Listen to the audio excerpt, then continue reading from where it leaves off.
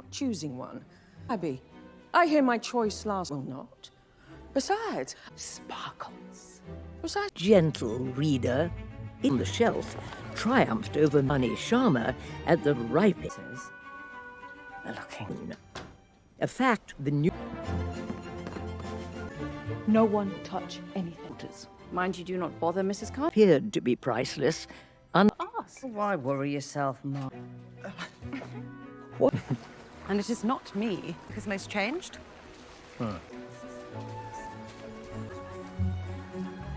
Never been more wrong about anyone.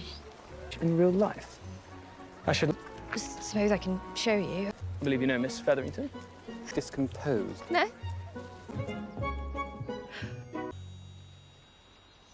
Is he perhaps a good man? Realize the reason I believe so. A pineapple covered in diamonds is being examined by Queen Charlotte, Golda Rosshuvel and Lady Agatha Danbury, Adjoa Ando in the opening scene. They chat about the current season. Her Majesty isn't feeling impressed thus far. Not one of the debutantes has made an effort to stand out. The monarch, however, would not allow Lady Whistledown's comments from her most recent booklet to denigrate her. She is going to play the game and prove to this anonymous gossip columnist that she has reason to be terrified. The story then switches to Lady Whistledown, Julie Andrews, who narrates about the many women who were supposedly out of the marriage mart but ended up being married. Wearing one of her stunning new dresses, Penelope Featherington, Nicola Coughlan stands in front of the mirror with her maid. Mrs. Varley, played by Lorraine Ashbourne, says she's relieved Penn's mother didn't force her to throw out the garments. A spectacular tour of their estate is given to Will and Alice Mondrick, Martin Zimhangbe and Emma Naomi, together with their children, one of whom is the new Baron of Kent. They find out that their quarters are on the opposite side of the hallway. Married couples shouldn't sleep in the same room in the ton. Then, Eloise Bridgerton, Claudia Jessie, Colin, Luke Newton, and Benedict, Luke Thompson go along the seafront. Benny makes fun of Eloise for changing into a young woman who fits in with society. When Colin and Penn get back together, they begin with Operation Find Penn a Husband, that was my invention. He tells Penn to seduce two lords they encounter while out on a walk because he says he wants to see her flirtatious abilities in action. Penn burns and crashes. Later, Francesca, Hannah Dodd and Hyacinth, Florence Hunt join Lady Danbury and Lady Violet Bridgerton, Ruth Gemmell for tea. The Queen isn't quite done with the season, Lady Danbury says. Francesca's future appears bright, since there are plenty of suitors who share her passion for music. Meanwhile, Lady Portia, Polly Walker at the Featherington home gives the talk to her married daughters, Prudence Dankworth, Bessie Carter and Philippa Finch, Harriet Keynes. She inquires as to whether they have performed the horizontal tango, rolled in the hay, and the beast with two backs. Speaking of sultry stuff, Colin finishes off two women's heated and intimate intercourse between the sheets. Penn and Colin later reunite at an open-air market to carry on their instruction.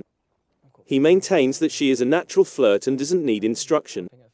Colin remembers how Penn charmed him without hesitation when they initially met as kids.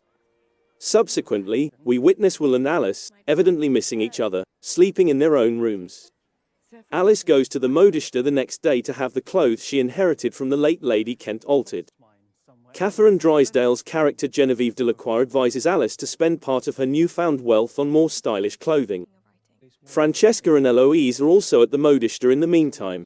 To buy herself more time, Eloise advises Francesca to put off seeking a partner. But Francesca says that she wants to marry as soon as possible since she will be able to live in peace. Benedict, Colin, Gregory, Will Tilston, and Hyacinth engage in a card game in the garden of the Bridgerton residence. Colin gets up from the game to lead Penelope into the drawing room for some role-playing. Penn is reassured by Colin that everyone is continue playing their card game even though Eloise has left. Penn then tries her flirting again, this time on Colin, who is posing as a nobleman at a gala. She shows off her amazing writing abilities by referring to his eyes as the most remarkable shade of blue. When he is nice, they shine even more. Colin leads Penn into the study so she may hide when he hears Eloise and Francesca are going home. There, she discovers his notebook detailing his global adventures. She reads a passage in which Colin says that some of the world's most beautiful ladies are those from Paris. Horrified that she has read his inner thoughts, he walks in. As Colin takes up his journal, Penn apologizes. he accidentally topples a glass case that holds a candle. While attempting to gather the glass fragments, Colin wounds his hand. Penn takes immediate action, snatching up a cloth to bandage the wound. It becomes another time of intense sexual tension. Penn then runs away, but not before witnessing Eloise as she exits the room. Everyone gets ready for the upcoming ball that evening.